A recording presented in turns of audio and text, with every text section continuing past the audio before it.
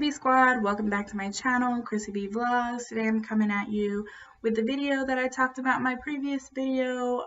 It's about kind of what's going on with my son and why part of my vlog tomorrow will be about us being at the hospital with him.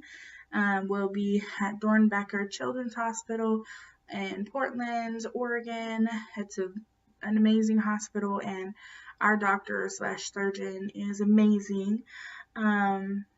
When my son was born, he was born with a condition called, I'm reading it off my phone because the actual word is kind of difficult.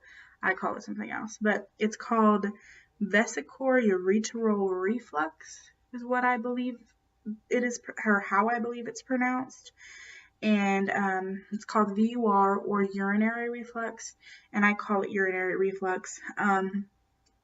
And so basically he was born with, so you have your kidneys, and then there are tubes that come down from the kidneys called ureters, and they go into the bladder. And then when you have urine in your kidneys, it goes down those tubes into your bladder, and then you pee it out. Well, when you have urinary reflux, there are 5 different stages.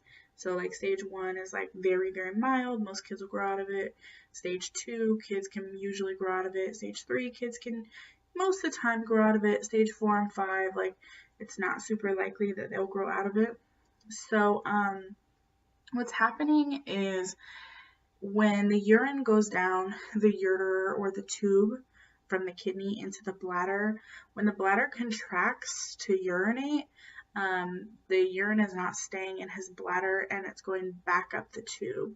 And on his, you're only supposed to have 1 ureter, but my baby has 2, and they're both active. And so when his bladder contracts, he's got urine going back up both ureters into his kidney, and it was causing infections. And so the timing of it was really, really weird. Like, it made my inability to breastfeed feel even worse because, so he was born about a month early. They started inducing me 4 weeks before he was supposed to be born because of preeclampsia, and I could talk about that in a later video. But he was born premature. He was in the NICU for a couple of weeks. Maybe it was just 1 week.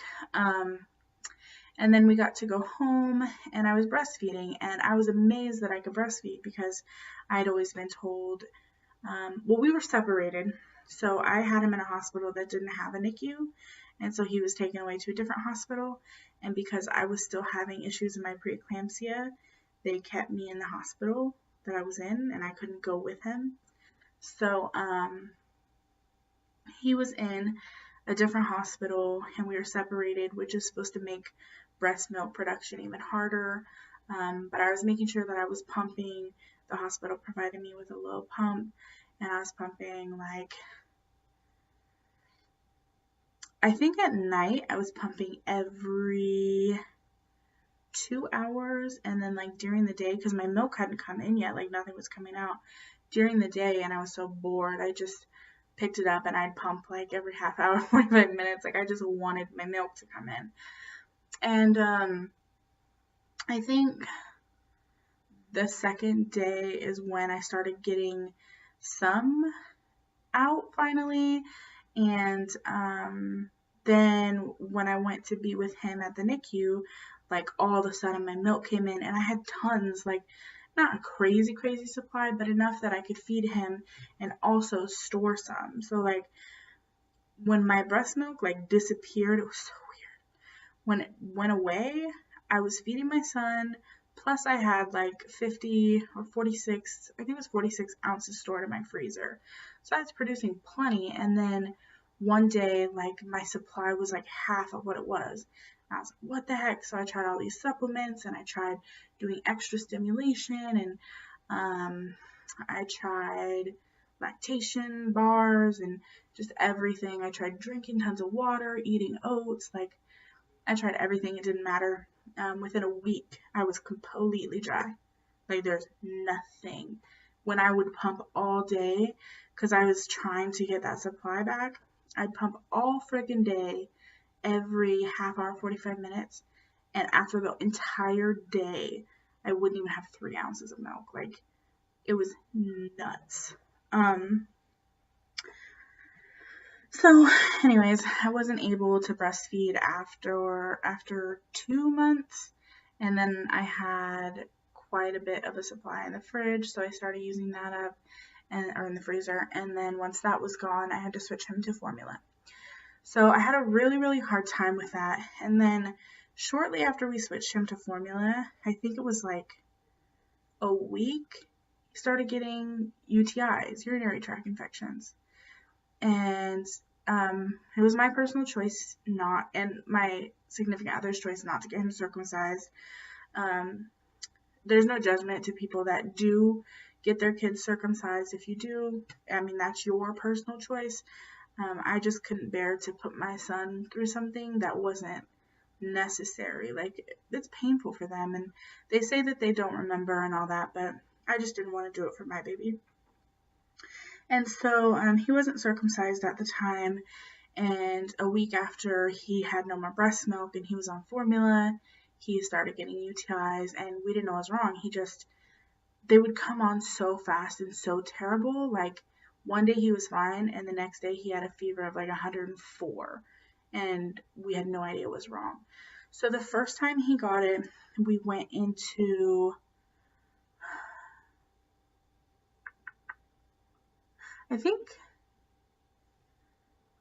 the first time he got it, we went into his doctor's office, the pediatrician. And the first thing he did was run a urine analysis.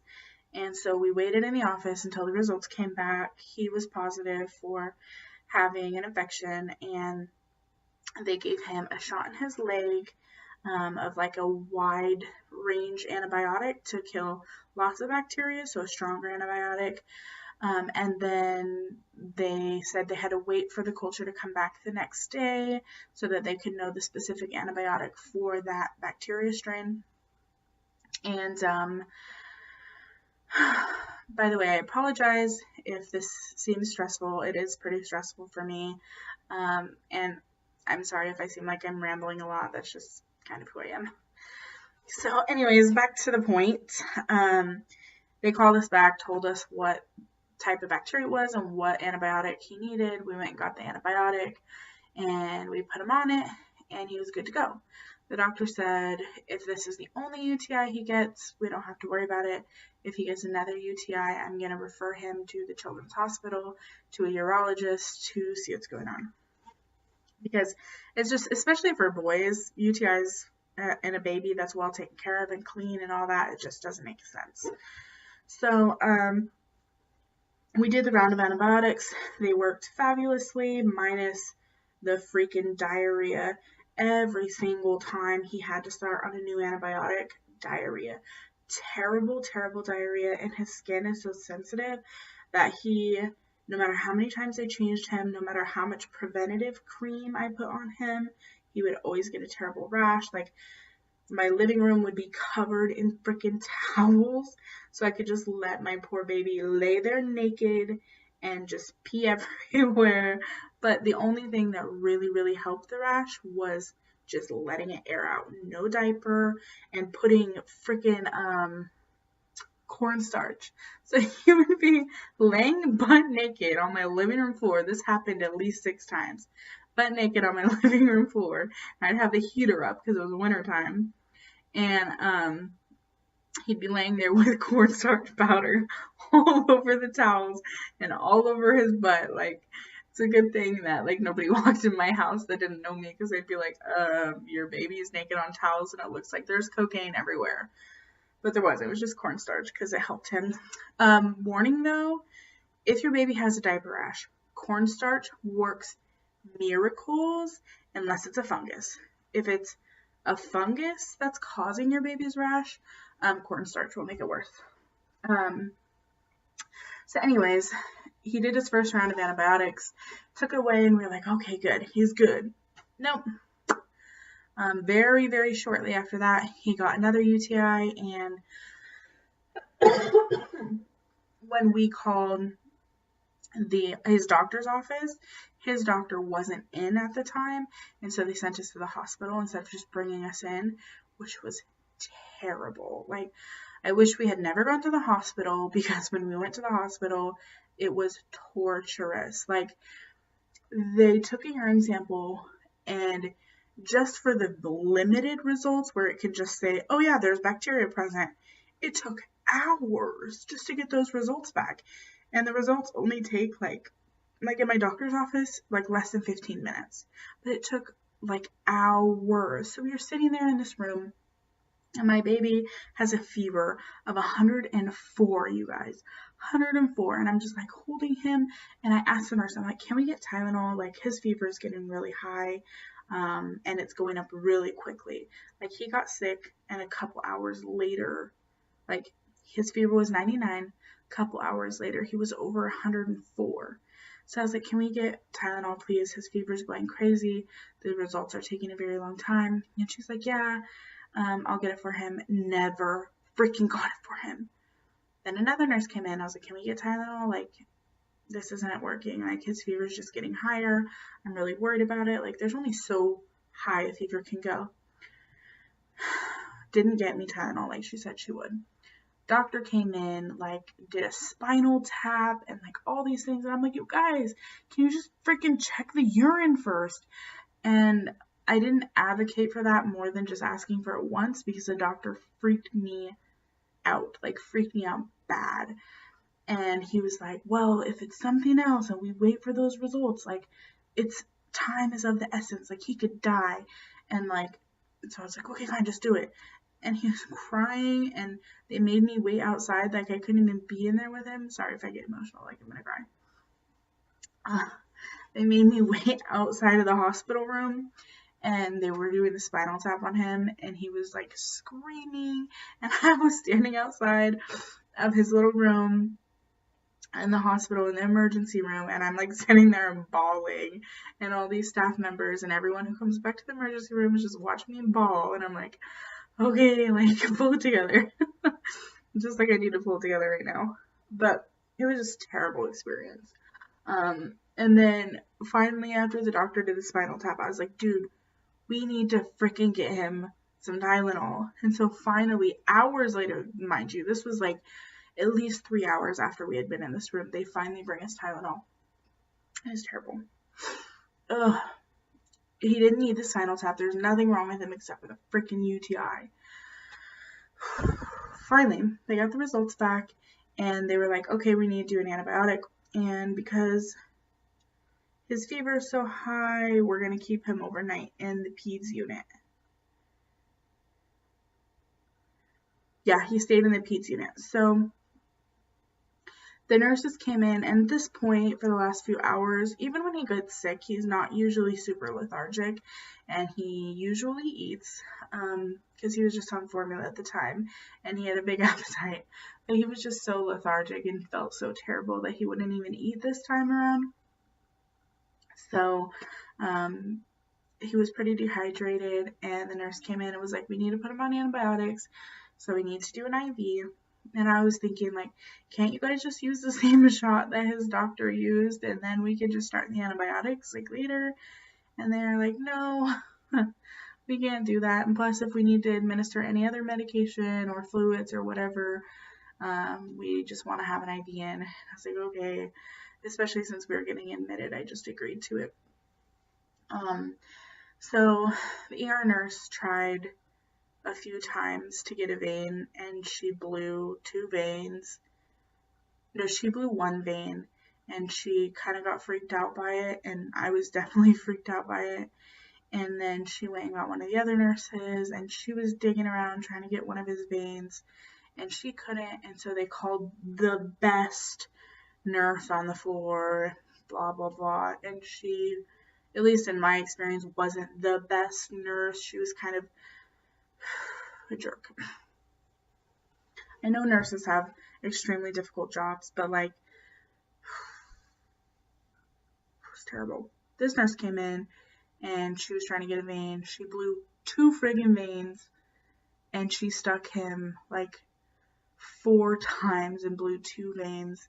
And I was like, okay, enough. Can we please get a nurse from NICU? Like, they work with these babies, these tiny little babies all the time. They have more experience doing IVs for the little babies. Can we please get a nurse from NICU? And this nurse got pissed off at me, like, couldn't swallow her pride, was pissed off at my request, was like, well, then it's going to take longer because, you know, they have patients to deal with. And, like, I understand that, but it's not like he was going to die without an IV in the next hour. Like, he could wait for an IV. Like, so anyways, they eventually, after me advocating several times, like at least 8 times, got us nurses from the NICU, and the NICU was checking him out, and they sent 2. One of them blew a vein, and then the other one was like, are you okay with us doing a vein in his head? Because even though it looks scary, it's not scary, and there's a lot less likelihood that we will blow that vein. So he ended up getting an IV in his head. And for babies, it's actually, I know it seems scary and it looks scary, but it's a little bit better because they can't tug at it if it's in their head. So he got an IV, and then they started him on his antibiotics, and they ended up giving him some fluids, just basically to top him off. He wasn't severely dehydrated or anything, but the next day we went home. I called his pediatrician, told them what happened, and they wrote in his chart, if he has a fever, bring him in and test his urine before you send him to the hospital. So I was really thankful for that. They cultured his urine and put us on a specific antibiotic, and he was on the antibiotic for a while, and then he had what's called a breakthrough UTI, which is where, despite being on a prophylaxis dose of antibiotics, which prophylaxis dose means just like enough to keep the bacteria down, like not enough to actually treat an infection, because he doesn't have an active one all the time. So he had a breakthrough UTI, and we ended up going to Dornbecher because we were referred up there, and they gave us a different antibiotic, and he's been on that antibiotic for a year now, and no UTIs whatsoever. We are pretty religious about it. I think we've only ever missed maybe 3 doses in the whole year, and it's not even like a full 24 hours of missing. And we talked to the doctor about maybe being able to do a trial without antibiotics to see if his body is strong enough now to not get those infections. And the doctor said he might be willing to do that. He's done it before. But what we're doing tomorrow is we're going to the hospital for what's called a VCUG. So they're going to have to put him under, and they put a tube in his penis, and they put a dye that runs up his ureter into his kidney, and they kind of see if it's still refluxing really bad. And then the doctor will decide what to do from there, and we might get a trial off of antibiotics, but if not, he's going to schedule surgery. My son has already had 1 surgery. He ended up having to have a circumcision when he was older, because it cuts back on the bacteria. Circumcisions are not necessary in a child that has normal development in their urinary tract system, but since my son didn't have normal development and it was refluxing, a circumcision was necessary. So he went to the hospital, got put under, got a circumcision, and that was a minor surgery. But if he has to get the surgery to fix his ureters, it's a major surgery. They have to essentially cut him open, very similar to like a C-section, if you will. They have to cut through everything. They have to cut his ureters off of his bladder and like reinsert them positionally and sew them back up, and then sew him back up. So it's a pretty major surgery. So we will find out more about that tomorrow. And yeah, I think this is a really long video. It's almost 20 minutes. If you guys are interested in knowing more about urinary reflux or what updates on what's going on with my son specific to that medical condition, go ahead and let me know. I'm always happy to answer any questions or tell you more about our experience if there's certain things that you feel like I should elaborate more on. I just wanted to give you guys the best overview in the shortest amount of time that I could. So yeah, that's what we're doing tomorrow. We're going to go meet with his doctor at Dornbecher and his surgeon, see what they think, and figure out whether or not we have to have surgery. I'm really going to push for a trial run without antibiotics because right now he's taking a dose that isn't even meant for his weight, so he's even taking a less than the prophylaxis dose that he needs. So I'm thinking his body might be strong enough to deal with it. So yeah, I hope everything that I said made sense. Now that I'm kind of thinking about everything I said, I don't know if I tied in the whole part about the breast milk. Maybe I did, but essentially the point of that was as soon as I wasn't able to breastfeed, he started getting these infections. So I wonder if something in my breast milk was helping him, like it was customized to his body and what he needed. And then as soon as he couldn't have it, he didn't have what he needed to fight off the infection. So anyway, guys, I'm pretty rugged tonight. I just got out of the shower. I look a mess, just like in my weigh-in video. But I just wanted to come in here and say hi. We were pretty exhausted from the week, and we'll be at the hospital all day tomorrow. So anyways, I love you guys. Thanks for watching, and I'll talk to you soon. Bye, B Squad.